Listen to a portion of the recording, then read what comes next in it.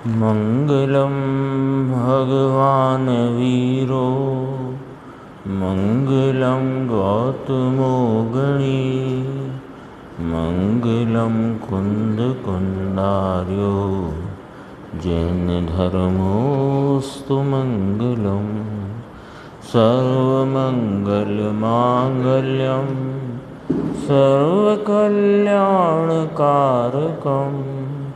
प्रधानं सर्वधर्माणां जैनं जयतु शासनं सहजानंद चैतन्य प्रकाशाय महीयसे नमो अनेकांत विश्रांति महिमने परमात्मने। आचार्य कुंद कुंद देव द्वारा रचित पंचास्तिकाय संग्रह नाम का ग्रंथ और इसकी 28वीं गाथा में जो मुक्त अवस्था वाले जीव के निरूपादि स्वरूप का वर्णन 8 बोलों से किया और साथ ही ये कहा कि 9वां बोल सिद्धों पर लागू नहीं होता। इसमें अपना ये भोक्तृत्व की बात अब यहाँ गुरुदेव श्री का जो स्पष्टीकरण है उससे अपन देखते हैं। पेज नंबर 35 है। यह कर्तृत्व हुआ भोक्तृत्व कि स्वरूप भूत स्वातंत्र जिसका लक्षण नाम स्वरूप है, ऐसे सुख की उपलब्धि रूप भोक्तृत्व होता है। कहते हैं सिद्ध में भोक्तापना क्या, सिद्ध क्या भोगते हैं, अनाज पानी कुछ भोगते हैं, तो स्वरूप भूत स्वातंत्र अपना ज्ञानानंद स्वरूप भूत स्वरूप की स्वतंत्रता जिसका स्वरूप ऐसा सुख, सुख का लक्षण है ये। स्वरूप भूत स्वतंत्रता जिसका स्वरूप ऐसा सुख, यह सुख की व्याख्या अपने स्वरूप में आनंद है ऐसा स्वतंत्र सुख जिसका स्वरूप सुख है, ऐसे स्वरूप की उपलब्धि, ऐसे आनंद की प्राप्ति, उसकी उपलब्धि रूप भोगना। सुख का लक्षण कहा स्वरूप भूत है और स्वाधीनता स्वरूप है ना। तो स्वाधीनता स्वरूप स्वरूप भूत जो सुख है उसकी उपलब्धि रूप भोगना। पर्याय प्रति पर्याय में प्रगट सुख अनंत सुख को भोगते हैं, उसका भोक्तृत्व है।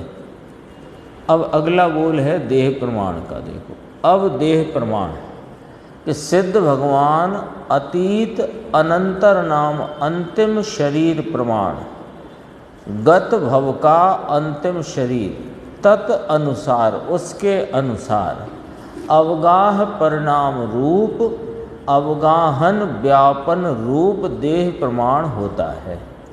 मुक्त आत्मा की अवगाहना चरम शरीर प्रमाण होती है। ऐसा कहा ना, अतीत अनंतर भूतकाल का अंतिम शरीर, यह अंतर बिना का ऐसा, यानी एकदम लास्ट का चरम शरीर कहो या अतीत का अनंतर शरीर कहो। अनंतर अर्थात अंतर बिना अंतिम शरीर, उस शरीर अनुसार अवगाह परिणाम रूप देह प्रमाणपना होता है। अंतिम शरीर प्रमाण सिद्ध भगवान विराजते हैं। आकार ऐसा होता है वह अपनी योग्यता से हो, देह से कोई उसका मतलब नहीं। शरीर तो शरीर से मिलता है, इसलिए उस अंतिम शरीर की अपेक्षा लेकर उनको देह प्रमाण कहा जा सकता है कि अंतिम शरीर था वह छूट गया और उसके प्रमाण आत्मा का आकार, पूर्णानंद स्वरूप का आकार ऐसे का ऐसा साधी अनंत, अब घटना बढ़ना नहीं, ऐसा आकार सिद्ध में रह गया। वह देह प्रमाण पूर्व की अंतिम अतीत की देह, उसकी अपेक्षा से देह प्रमाण ऐसा कहा जा सकता है। ये यहाँ तक बात आई। अब जो 8वां बोल है कि और उपाधि के संबंध से विविक्त नाम रहित, भिन्न, उपाधि के संबंध से रहित या विविक्त ऐसा आत्यंतिक सर्वथा अमूर्तपना होता है। लो, हाँ, पहले तो देह का और कर्म का संयोग होने से, हाँ, उसमें उपाधि होने से, व्यवहार से मूर्त कहा और निश्चय से अरूपी स्वभाव वाला होने से अमूर्त कहा। किसमें? संसार अवस्था वाले जीव में। अब सिद्ध को तो सर्वथा अमूर्तपना, उसमें था ना, पहले मूर्त और अमूर्तपना दोनों लिए थे। उपाधि के संबंध से विविक्त, भिन्न, रहित। भगवान को कोई उपाधि है नहीं, नहीं तो कोई परिणामों में कोई मलिनता अधूरास की उपाधि, न कोई संग संयोग की कोई उपाधि। ऐसा आत्यंतिक अर्थात सर्वथा अमूर्तपना होता है। संसार में कथनचित मूर्त कर्म के साथ कहने में आता था, जो पिछली गाथा में व्यवहार से कहा था। यहाँ तो बिल्कुल नहीं ऐसा कहते हैं। आत्यंतिक अमूर्तपना होता है। अमूर्तपना भगवान सिद्ध को प्रकट हुआ, ऐसा आत्मा का स्वभाव है। स्वभाव से ही आत्मा अमूर्त है, पर उपाधि के संयोग में व्यवहार न से उसको मूर्त कहने में आया है। 8 बोल हो गए। अब यहाँ से वो बोल है कर्म संयुक्तपना नहीं होने से, उसको देखते हैं अपन 38 पेज, यानी 2 पेज बीच में छोड़कर। मुक्त आत्मा को कर्म संयुक्तपना तो होता ही नहीं। कर्म संयुक्तपना कभी नहीं होता। वह तो भगवान अशरीरी अकर्म हो गए, क्योंकि द्रव्य कर्मों और भाव कर्मों से विमुक्ति हुई है।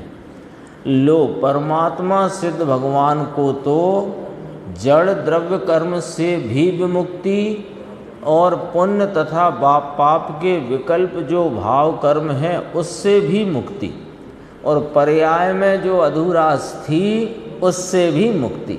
वो लिया ना आगे चल के उसका वर्णन। विमुक्ति यानी विशेष मुक्ति, अब पूर्ण हो गए, अधूरास भी रही नहीं। पुण्य पाप की विकल्प रूप मलिनता का तो अंश भी रहा नहीं, और पर्याय में भी कोई अपूर्णता रही नहीं।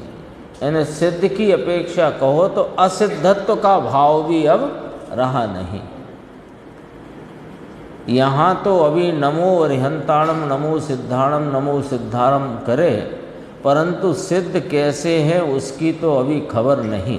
पहाड़ा बोलता जाए, क्या सिद्ध, क्या अरिहंत, क्या आचार्य, पता नहीं है। फिर स्पष्टीकरण में आगे बात आई कि द्रव्य कर्म बेपुद्गल स्कंध है। यहाँ से बात बारीक है, अपन ने भी जब टीका पढ़ी थी तब चर्चा की थी गुरुदेव श्री से, और इसका स्पष्टीकरण अपन देखेंगे। द्रव्य कर्म बेपुद्गल स्कंध हैं और भाव कर्म बेचिद विवर्त हैं। यह स्पष्टीकरण किया, ये स्पष्टीकरण किया द्रव्य कर्म और भाव कर्म से मुक्ति मिली, परंतु कहते हैं वह स्वरूप क्या है ना, जिससे विमुक्त हुए वह स्वरूप क्या।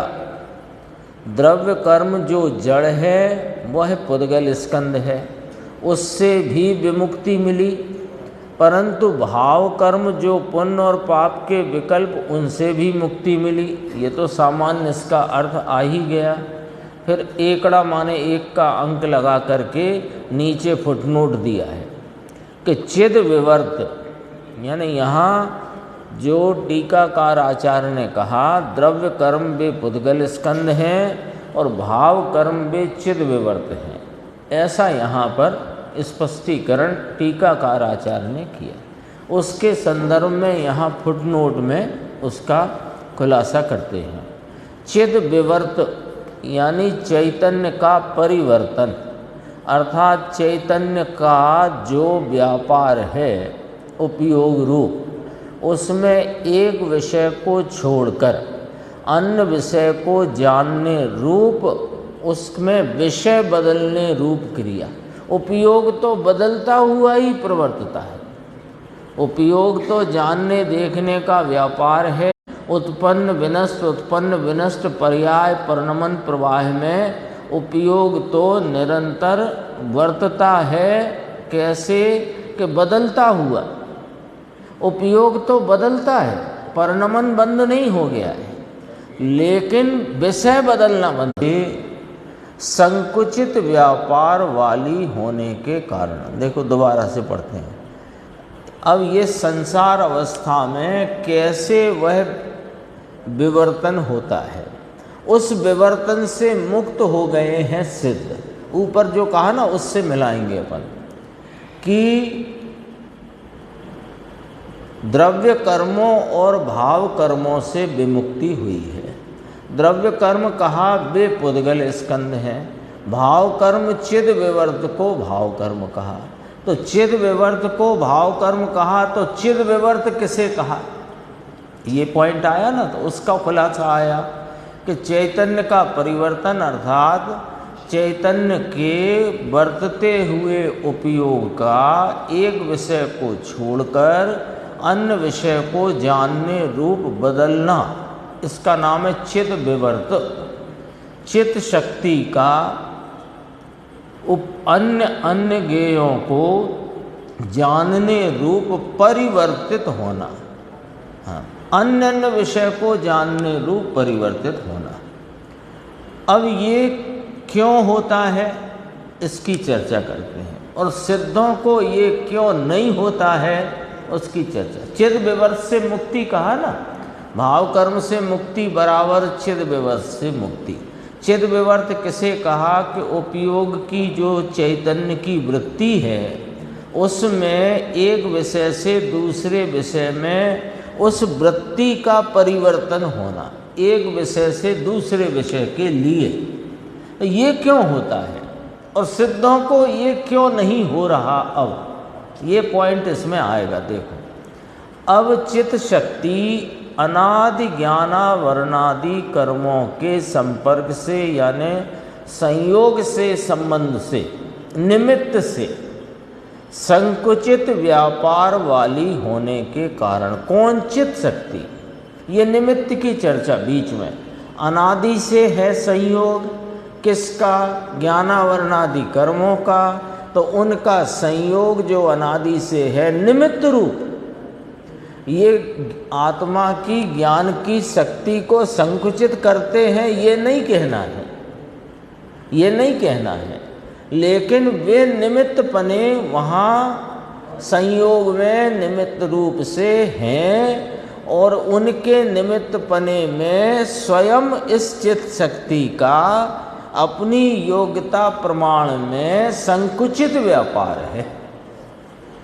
व्यापार संकुचित है, जानना देखने का शक्ति का प्रकट पने का व्यापार संकुचित है। तो ऐसे संकुचित व्यापार वाली होने के कारण संसार अवस्था में गे भूत विश्व यानी समस्त पदार्थ उनके एक एक देश में उनके एक एक भाव को क्रमशः व्यापार करती हुई, व्यापार माने जानने देखने का कार्य करती हुई, वह संकुचित हो रही है चैतन्य की जानने देखने की शक्ति की प्रकटता। क्यों? योग्यता प्रमाण में निमित्त ज्ञानावरणादि कर्मों का संयोग रूप निमित्त है ना। उस समय में वह संकुचित होकर एक साथ सब विषयों को जानने में असमर्थ है। तो जितने गे भूत पदार्थ हैं उनमें एक एक पदार्थ अथवा उनके एक एक भावों को क्रमशः, युगपत नहीं, क्रमशः एक एक को जानती है। तो जब एक एक को जानती है तो विषय बदलेगा, विषय बदलेगा तो यहाँ ज्ञान में, ज्ञान की जो जानने की जो क्रिया है उसमें विषय बदलने से विषय परिवर्तन होता है, पॉइंट पकड़ना। विषय परिवर्तन, ज्ञप्ति परिवर्तन, जो जानने की क्रिया का परिवर्तन तो सभी को ही हो रहा, क्योंकि जानना देखना कोई कूटस्थ हो गया है ऐसा नहीं। आगे कहा कथनचित कूटस्थ, विषय अपेक्षा। देखो, क्रमशः व्यापार करती हुई विवर्तन को प्राप्त होती है, संकुचित व्यापार वाली, है ना। फिर आगे देखना, 39 पेज है, इसमें बीच की करीब 10 एक लाइन छोड़ के, भगवान आत्मा, उसके द्रव्य और गुण हैं, वे तो पूर्ण शक्तिवान है सदैव, परंतु पर्याय अर्थात अवस्था में चिद विवर्तन बदलना, ज्ञान की पर्याय की अवस्था में बदलने से संकुचित हुई है या संकुचित है, सो बदल करके विषयों में प्रवृत्त होती है। क्यों ऐसा क्यों कि कर्म का निमित्त जो है उस ओर संबंध किया है, पर संग एव संबंध किया है, तो ज्ञान की जानने की शक्ति संकुचित परिणमन करती है। संकुचित माने थोड़ी विकास रूपता से परिणमन करती है, पूर्ण विकास भाव को प्राप्त होकर परिणमन नहीं करती है। संकुचित नाम थोड़ी परिणमन करती है, ऐसा कहते हैं।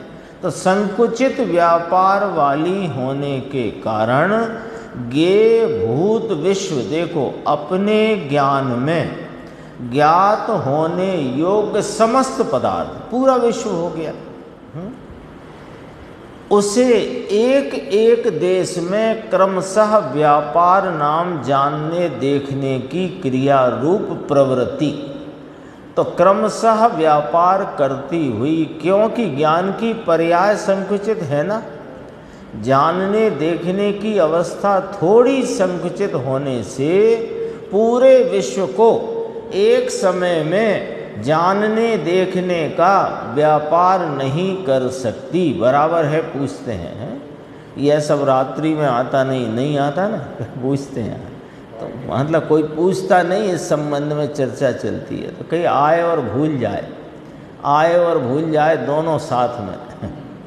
हाँ, तो मुमुक्षु ने कहा उस समय फेल हो जाए, इसकी अपेक्षा यहीं कह दो, उस समय हमें क्या भूल जाते हैं ना लोग, क्या पूछना है, क्या आया था, तो वहाँ फेल होने की बजाय चुपचाप बैठो, ऐसा उनका कहना है।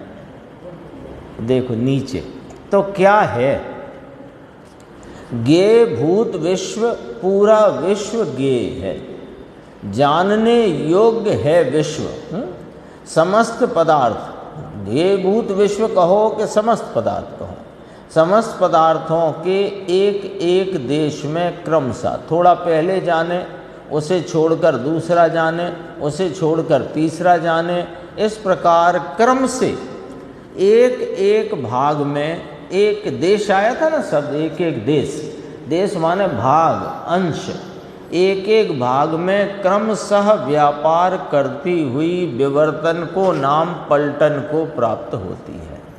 गजब भाई, सिद्ध की बात नहीं कर रहे हैं ये अभी, ये तो संसार अवस्था में ज्ञानावरणादि कर्मों का अनादि संयोग है, उस ओर का संबंध किया होने से ज्ञान दर्शन की, जानने देखने की प्रवृत्ति रूप व्यापार में उस समय जो संकुचन स्वयोग्यता से है, निमित्त का संग है, इतनी बात यहाँ बताई।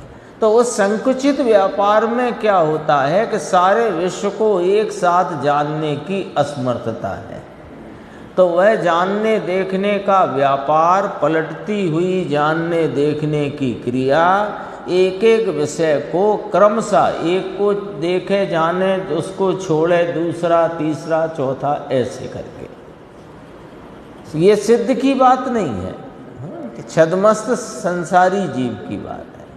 सिद्ध की बात नहीं करते अभी, सिद्ध की बात तो बाद में आएगी।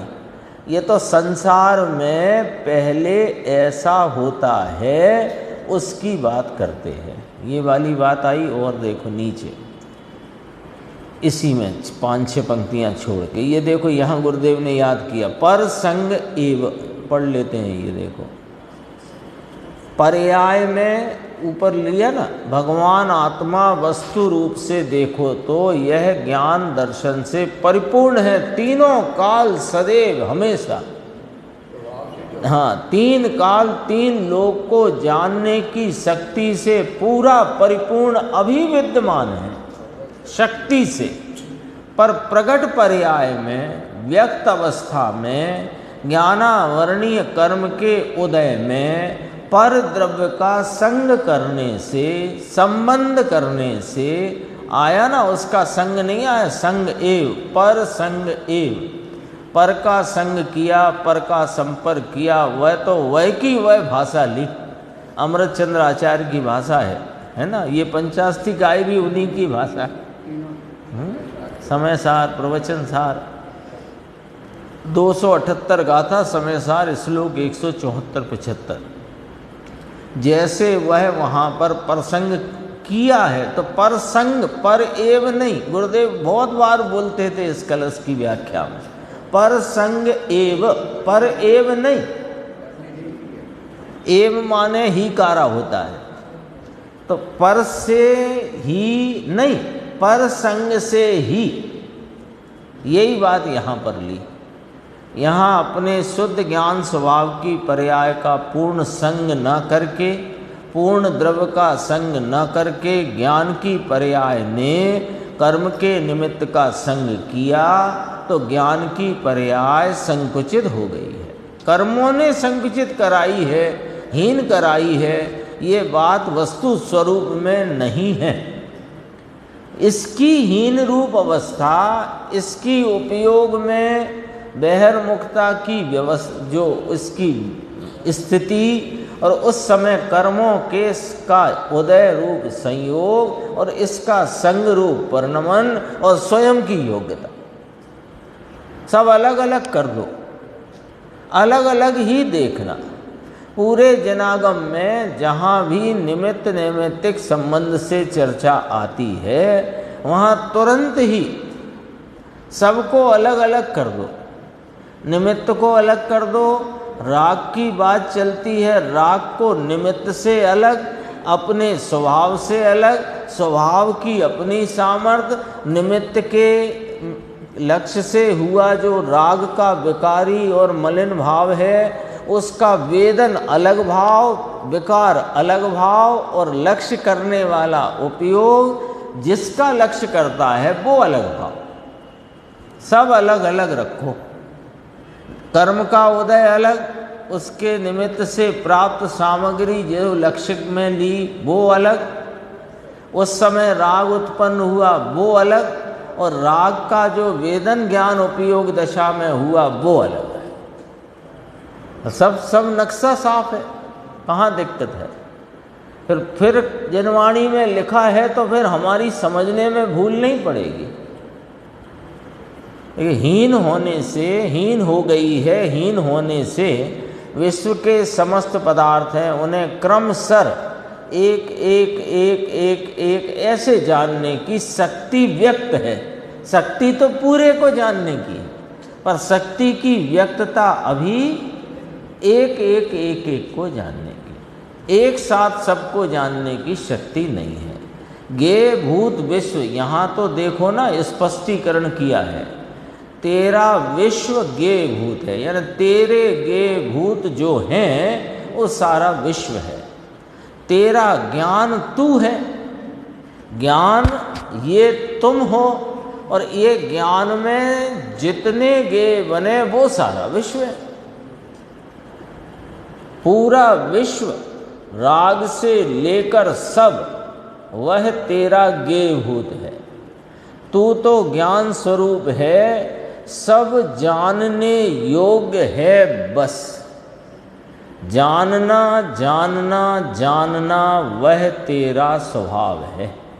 परंतु तुझको जानने की शक्ति की व्यक्तता परिपूर्ण क्यों ना हुई, और अल्प है, संकुचित क्यों है? नहीं तो स्वभाव तो परिपूर्ण है, तो पर्याय भी परिपूर्ण होनी चाहिए, परंतु वह ज्ञान की प्रकट अवस्था पर्याय में अवस्था ने ज्ञानावरणीय कर्म के निमित्त का संग किया है।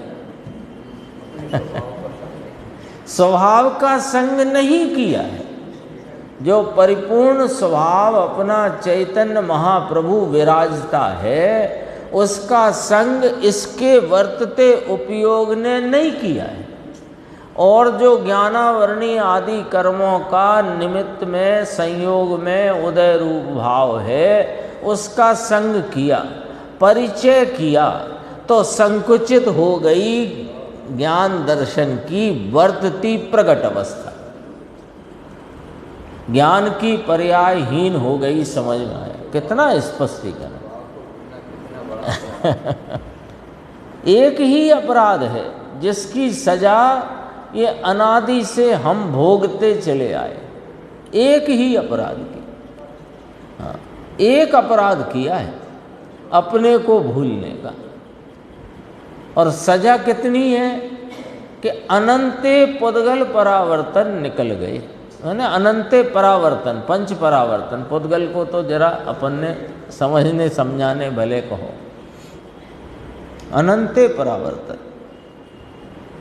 सुबह आया था, इसने नौवे ग्रेविक जाने वाला मुनिपना अनंती बार धारण किया, अनंत बार, पर हुआ कुछ नहीं। एक भव ना कम हुआ, क्योंकि वो अपराध से नहीं छूटा, भले कुछ भी करता रहा।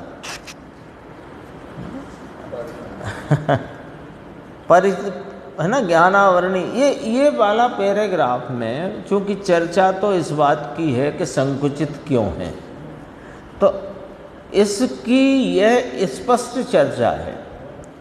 जबकि आगम में सब जगह अपन पढ़ेंगे तो अपने को पढ़ने तो यही मिलेगा कि ज्ञानावरणी कर्म के उदय से, क्षयोपशम से, आदि इत्यादि से ज्ञान की दशा हीनादिक होती है। वही तो चर्चा हुई संवत 2013 में वर्णी जी के साथ ईसरी में। देखो इसके नीचे अभी उदय से आया, उदय से कहाँ हुआ? संपर्क से लिया है। देखो हाँ, वो क्या ज्ञानावरणी का उदय है ना, इसलिए ज्ञान की हीन दशा हुई। कहाँ लिखा है बताओ? कहाँ आई ये बात? ये लिखा है कि वो उदय आया है, तुमने संपर्क किया है, तुम जुड़े हो, तुमने संग किया। उस समय यह चैतन्य महाप्रभु विद्यमान विराजमान है ना, इसका संग क्यों न किया? उदय ने तो नहीं कहा कि तू मेरा संग कर, अपना संग छोड़। क्या गजब की बात है, कितना गजब। जैसे कहते हैं ना वो अभिमन्यु को चक्रव्यूह में निकलने का, जाने का वो सब मालूम था, ये था वो था। ये भी संसार के चक्रव्यूह से निकलने का उपाय बताते हैं कि वो संसार का चक्रव्यूह कैसा है कि अनादि से ये जीव अपने स्वभाव को भूलकर निमित्तों के संग में, संपर्क में स्वयं मलिन भाव से परिणमित होता हुआ कर्म बंद करता आया। उनकी स्थिति पूर्ण होने पर पुनः उदयगत होते हैं, और ये फिर अपना संग नहीं करता और फिर उनका ही संग करता। इस चक्र में से निकलना कैसे? कि ये चक्र जो चल रहा है, यानी कि अनादि से कर्म बंधन के निमित्त रूप भावों से स्वयं परिणमता हुआ, और वे कर्म स्वयं बंध भाव से परिणमते हुए पुद्गल उनके निमित्त में फिर करके जुड़ता है, फिर करके जुड़ता है। वे अब क्या करें? वे तो बांध ही लिए हैं, उदय में तो आएंगे तो भोगना तो पड़ेंगे। किसने कहा? ये भोगने के लिए बैठा है ना अपना चैतन्य महाभगवान। सातवीं नरक में भी जब जीव वर्तमान अवस्था का लक्ष्य छोड़कर यह चैतन्य अवस्थित प्रभु को लक्ष्य में ले लेता है क्या गजब है। ये वाला पॉइंट समझने का है, विचारने का है।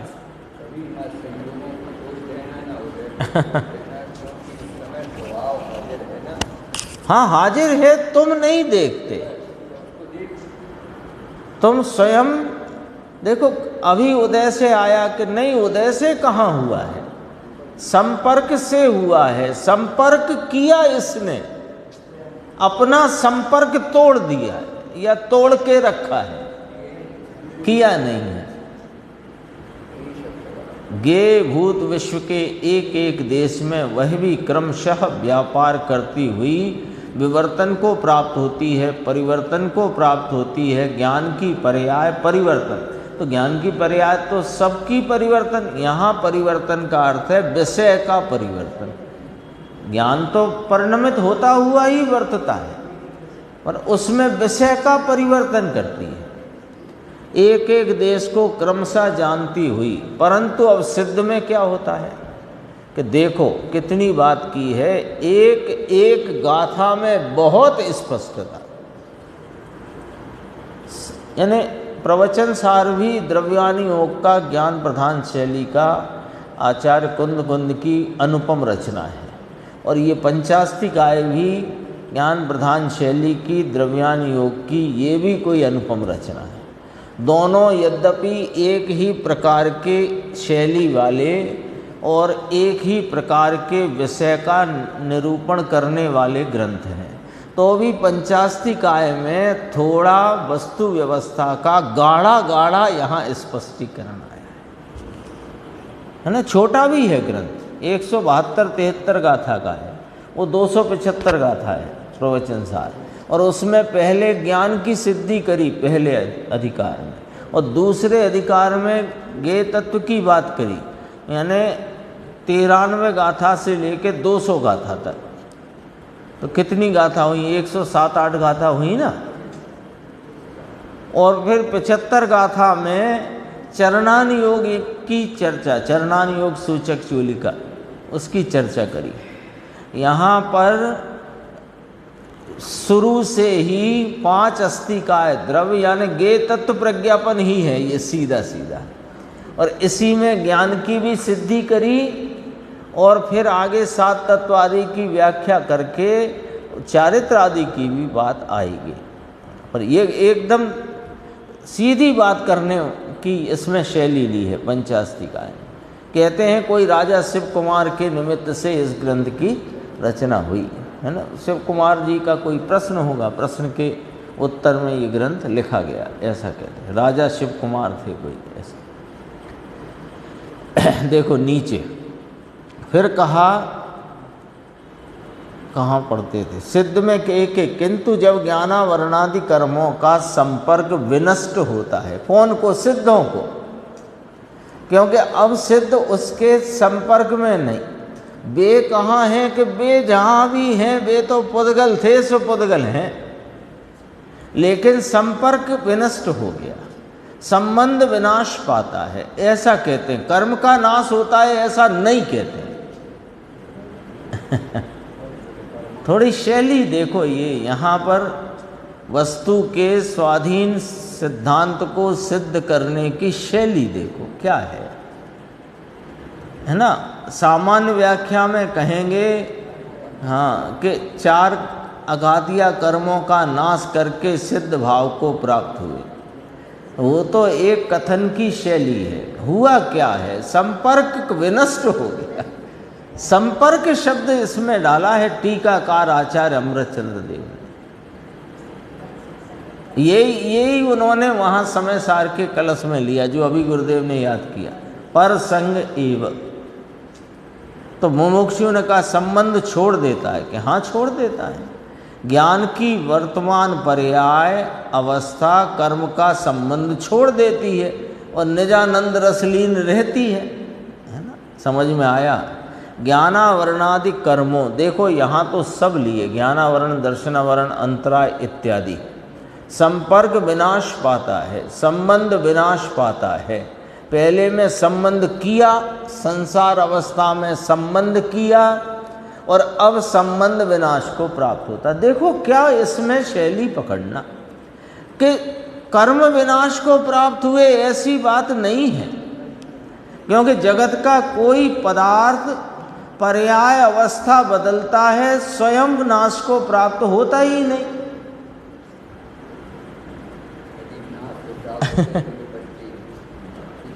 हाँ, कोई पदार्थ चेतन हो क्या चेतन हो, तो वे कर्मों का नाश किया। तो देखो कर्म उनने बांधे भी नहीं थे और नाश भी नहीं किया। सच्चाई तो ये है, पहले भी स्वयं ही अपने स्वभाव को भूलकर और मुख्यता से कहेंगे अज्ञान अवस्था में जो कर्मों का संपर्क किया था, तो कर्म कर्म में बंधे थे, और वे कर्म जब उदयगत हुए तो फिर भी अपना संबंध न किया और फिर उनका संबंध किया, तो फिर कर्म बंधे। और जिस समय अपना संबंध किया और उस संबंध में अपने स्वरूप में एकाग्रता की, पूर्ण एकाग्रता हुई, तो संबंध टूट गया। कर्म कर्म का कुछ ना हुआ, कर्म कर्म रहा। कर्म पहले भी पुद्गल रजकण थे, अब भी पुद्गल रजकण है।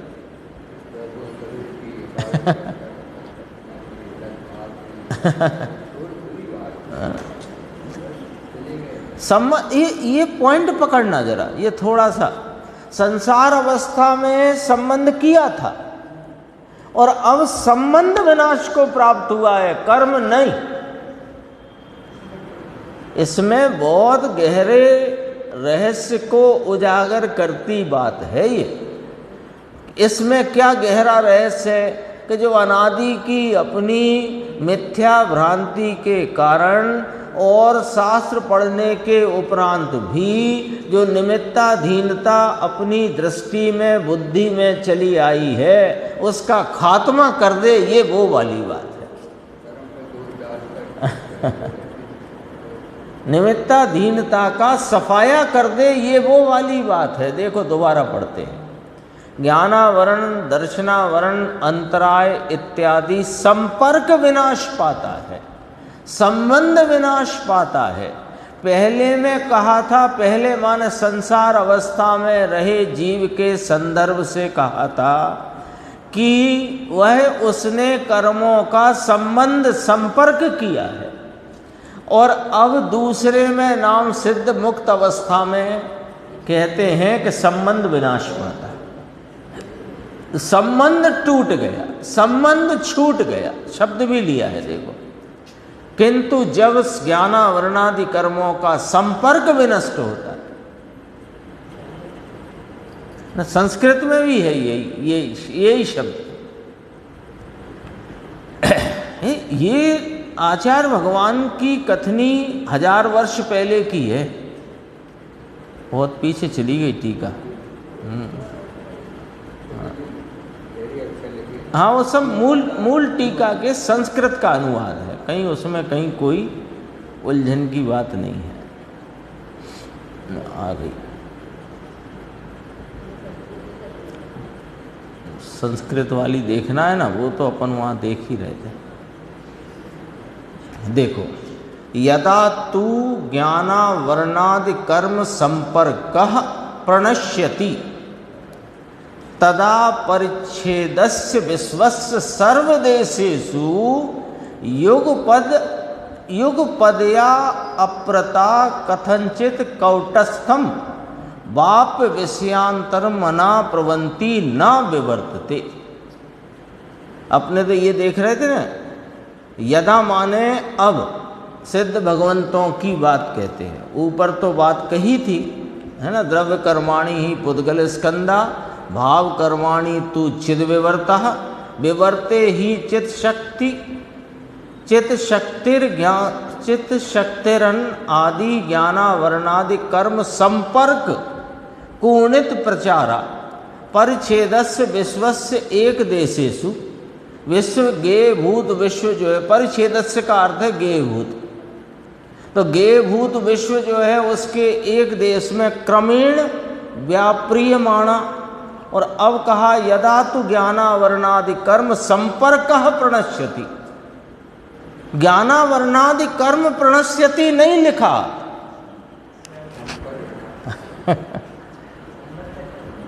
क्या गजब की बात है। ऊपर भी देखो संसार अवस्था में है ना, ये चित शक्तिरण आदि ज्ञानावरणादि कर्म संपर्क कूणित प्रचार, तो कर्म संपर्क करता था, अब संपर्क प्रणश्यति, संपर्क विनाश को प्राप्त हुआ। ये वाली बात है। इसमें सारा निमित्ताधीन जो कुछ भी अपनी सोच समझ बुद्धि दृष्टि जो है उस सब विनाश को प्राप्त हो जाए, ऐसी चर्चा है। देखो हाँ, कभी सिद्ध, इसमें तो अब अपन पहुंच रहे हैं धीरे धीरे 62 गाथा तक।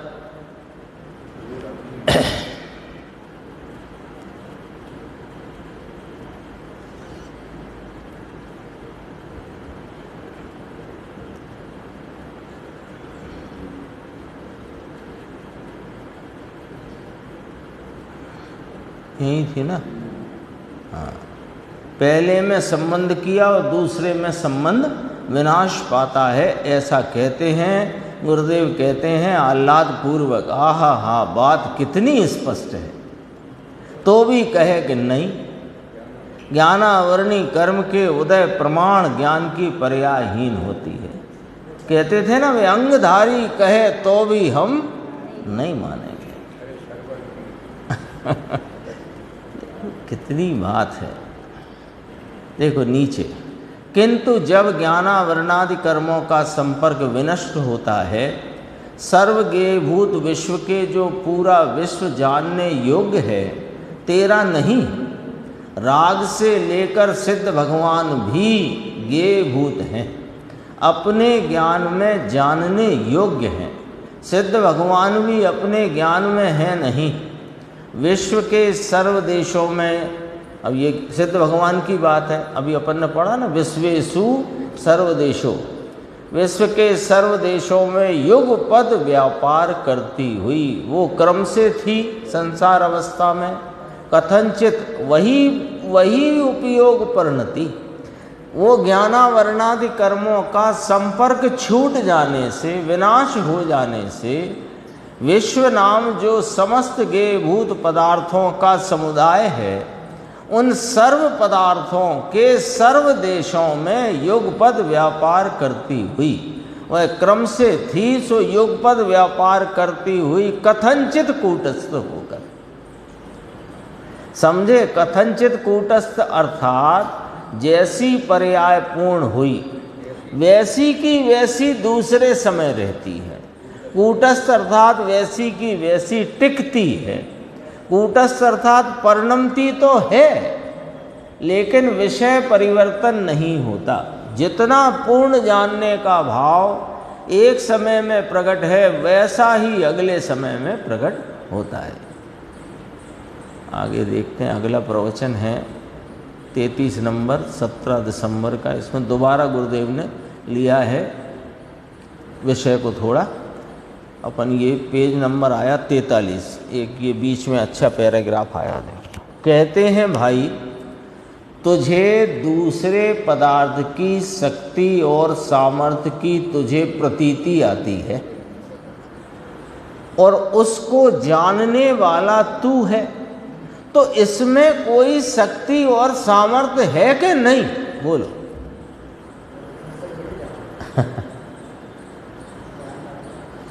चर्चा चलती ना, अभी तो बहुत चल रही है, बहुत प्रचलन में, चंद्रयान फलाना, और वहाँ से ये फ़ोटो आए और वहाँ से वो फ़ोटो आए, इतने लाख किलोमीटर का फ़ोटो है ना, सेकंडों में यहाँ आ गया। तो ये जो तुम पर द्रव्यों की शक्ति और सामर्थ्य का तुम्हें विश्वास होता है, लेकिन ये शक्ति और सामर्थ्य जो उन द्रव्यों की है उसको जानने की शक्ति और सामर्थ्य मेरी है ये विश्वास क्यों नहीं होता? कोई चीज ऐसी है मेरे पास जो इन सब की शक्ति और सामर्थ्य को जान ले। ये सब शक्ति और सामर्थ्य क्या पर में ही है? तेरे में कुछ है नहीं क्या? समझ में आया? भगवान आत्मा ऐसा ज्ञान स्वभाव और वो हुए और हमारी जान का। पहले के लोग, अब अपन ने भी देखा है, वो पहले नंबर प्लीज वाला टेलीफोन, अब ये सब मोबाइल, तो सब देखा है। उनकी शक्ति सामर्थ्य का तो विश्वास आता है, पर इसे मैं जानने की शक्ति सामर्थ्य स्वरूप हूं कि कुछ है ही नहीं मुझ में, कि मैं खाली डिब्बा ही हूं। देखो, ज्ञा स्वभाव, स्वभावी वस्तु, स्वभाववान ये वस्तु, इसका ज्ञा स्वभाव, ज्ञा स्वभाव माने ज्ञान स्वभाव, स्वभावी वस्तु उसका दर्शन स्वभाव, स्वभावी वस्तु का आनंद स्वभाव। ऐसे स्वभाव की अंतर की प्रतीति करने से कि मैं तो इतने सामर्थ्य वाला हूँ, सर्वज्ञ सर्वदर्शी पूर्ण आनंद के साथ वीर भी इकट्ठा आ गया है ना। मैं सामर्थ्यवान हूँ, ये वीर का विश्वास। सुख स्वरूप हूँ, ये सुख का विश्वास। जानने देखने की, पूरे विश्व को मैं जान सकूं देख सकूं ऐसी शक्ति का मैं पुंज हूँ, इसका विश्वास। ऐसे सामर्थ्य वाला हूँ, ऐसा अंतर में सम्यक दर्शन में प्रतीति करने से आत्मा का इतना विशाल अपरिमित सामर्थ्य है, वो प्रतीति में आता है। कहाँ? एक सम्यक दर्शन, यानी अपने सर्व संपर्क को तोड़कर, संपर्क चलता था ना अभी विषय शब्द, निमित्त का संपर्क तोड़कर, राग से संपर्क छोड़कर, पर्याय का लक्ष्य छोड़कर, एक चैतन्य स्वभाव में जो वर्तमान उपयोग ने संपर्क किया, तो उसमें संपूर्ण वैभव की सामर्थ्य की प्रतीति आती है। उसको सम्यक दर्शन कहते हैं। यहाँ से मोक्ष मार्ग का प्रारंभ होता है। देखो 45 पेज, भगवान आत्मा नमो सिद्धाणम की यहाँ तो बात चलती है। नमो अरिहंताणम, नमो सिद्धाणम रटे, परंतु क्या चीज़ है खबर भी नहीं होती। नमो अरिहंताणम, परंतु अरिहंताणम अर्थात क्या, और नमो सिद्धाणम, परंतु अब सिद्ध अर्थात क्या। वे कोई सिद्ध होंगे भगवान? अरिहंताणम, अरिहंत कोई राजा हो गया होगा कुछ, उसमें नहीं। ज्ञानमती ऐसा कहती है, कहते हैं यहाँ तो कहते हैं भगवान आत्मा ज्ञानानंद सच्चिदानंद शुद्ध आनंद स्वरूप से विरुद्ध अज्ञान मिथ्यात्व राग द्वेष परिणाम जो अरि नाम शत्रु वैरी विकार है, शुभ अशुभ भाव वो बैरी है, उसका नाश किया कैसे कि स्वभाव का आश्रय करके नाश किया, इसका नाम अरिहंत कहा जाता है। ये आत्मा का पद है, ये कोई संप्रदाय की भाषा और संप्रदाय का कोई राजा। ऐसे कहते हैं ना, हमारे जैनियों के तो अरिहंत भगवान होते हैं, ऐसा बोलते हैं ना। तो जैनियों के अरिहंत भगवान होते हैं कि अरिहंत भगवान होते हैं, उनके जो दास होते हैं वे जैन होते हैं, है ना। बात को उधर से पकड़ो ना, इधर से तो ऐसा लगता है कि हम उस संप्रदाय के हैं जिसके राजा महाराजा या सबसे कोई तीर्थंकर, अपन कहते भी हैं शासन नायक, और शासन का अर्थ शासन माने वो प्रशासन वाला शासन नहीं, शास नाम भाषा। उनके द्वारा जो 6 द्रव्य 7 तत्व 9 पदार्थ का स्वरूप कहा गया, उनका वे उस स्वरूप को बताने वाले इस युग के नायक हैं, शासन नायक, ये अर्थ है उसका। थोड़ा सा विषय और है। अब आगे विषय आया कि विकार पूर्वक अनुभव के अभाव के कारण सिद्ध भगवंतों को जीव में अनादि से जो विकार का अनुभव था उसके अभाव के कारण औपाधिक सुख दुख परिणामों के औपाधिक कल्पना का जो सुख दुख संसार में रह कर के माना था उसके भोक्तृत्व का, उसके भोक्तापने का शिव पद में विनाश है ना। अरिहंत का तो अर्थ अपन ने देखा, अरिनाम जो मोह राग देश विकार बैरी है उसका हनन कर दिया, नाश कर दिया स्वभाव के आश्रय से, वे अरिहंत हैं। और सिद्ध ने ये सिद्ध कर दिया कि जगत के जितने जीव हैं वे स्वरूप से ऐसे हैं जैसा यह प्रकट परिणाम है सिद्धों का, ये सिद्ध किया। देखो उसके भोक्तृत्व का, कल्पना का जो सुख दुख माना था उसके भोक्तृत्व का शिव पद में विनाश है। अब अकेला आनंद का अनुभव है, ऐसा कहते हैं। और यही अनादि विवर्तन के खेद के विनाश से अनादि ज्ञान की अवस्था खंड खंड रूप से परिणमन की थी। ये विषय तो अपन ने अभी देख लिया बहुत विस्तार से, चिद विवर्तन वाला।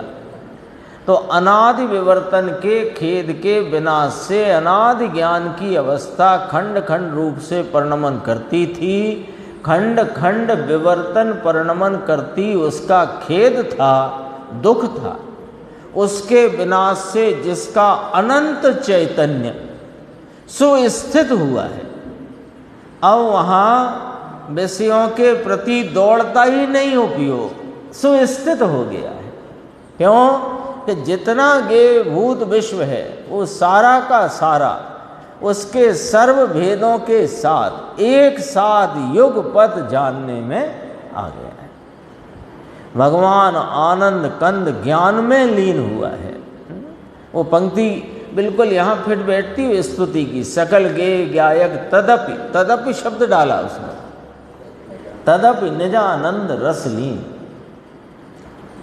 ऐसा जो सुस्थित आत्मा को, दो बातें करी ना, देखो पहले विकार पूर्वक अनुभव के अभाव के कारण सुख दुख की कल्पना का जो खेद था उसका भोक्तृत्व नहीं है। फिर अनादि विवर्तन से जो खेद उत्पन्न होता था उसका विनाश हो गया है और अनंत चैतन्य सुस्थित हुआ है। अब कहते हैं कि ऐसा जो सुस्थित आत्मा, इसको स्वतंत्र स्वरूप अनुभूति लक्षण सुख, देखो ये सुख को फिर यहाँ पर परिभाषित किया, आत्मा को स्वतंत्र स्वरूप अनुभूति लक्षण, सुख का लक्षण। सुख कैसा है? स्वरूप अनुभूति रूप है, स्वरूप भूत है और स्वाधीन है, स्वातंत्र जिसका लक्षण है। हाँ, सुख उसका भोक्ता है। संसार में राग द्वेष का भोक्ता था, अब शिव पद में अपने स्वतंत्र स्वरूपानुभूति लक्षण सुख का उसका भोक्ता है।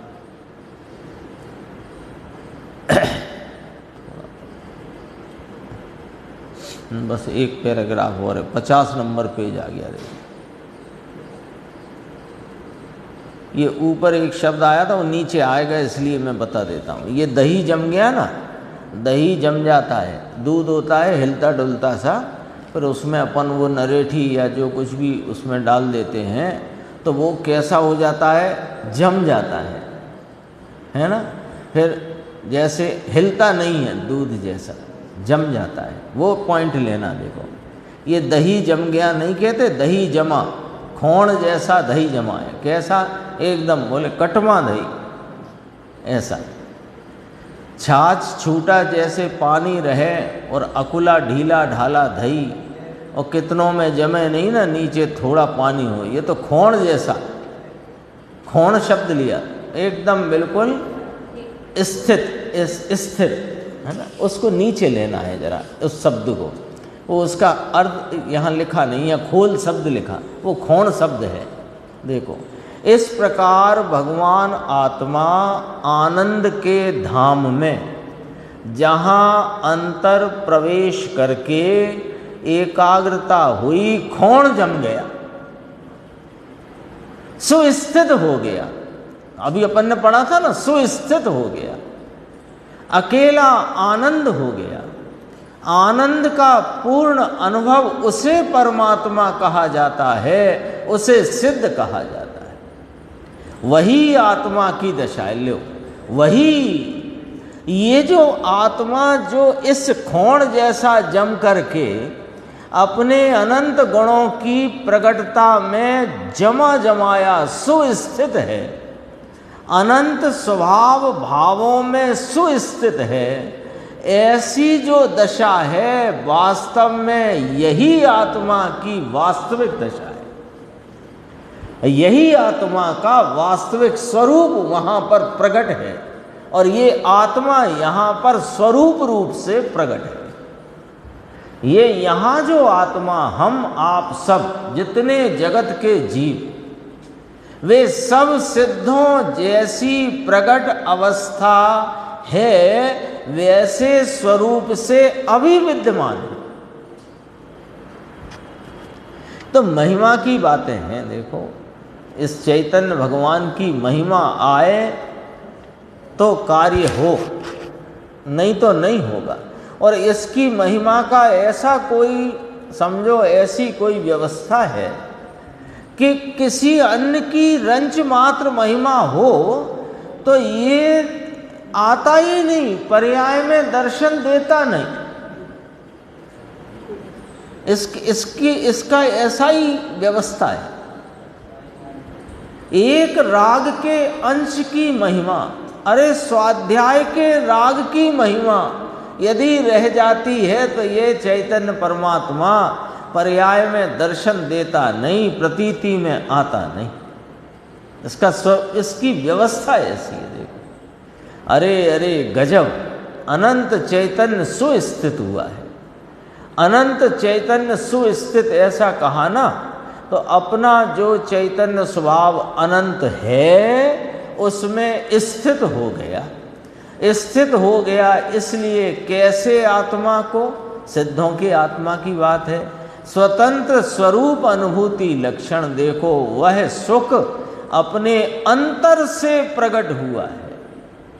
ऐसा कहते हैं, स्वतंत्र स्वरूप अनुभूति लक्षण सुख का, स्वतंत्र स्वरूप की अनुभूति जिसका लक्षण है, ऐसे सुख का भोक्तृत्व है, उसके भोक्ता सिद्ध भगवान हैं। यहाँ तक अपनी 28 गाथा की चर्चा चली। अब 29वीं गाथा अपन आगे प्रारंभ करेंगे। कल और परसों दोपहर की स्वाध्याय अपन नहीं रखेंगे, यानी कल कितनी तारीख है? 30, 31, 1 तारीख से दोपहर की प्रारंभ, सुबह की तो चलेगी।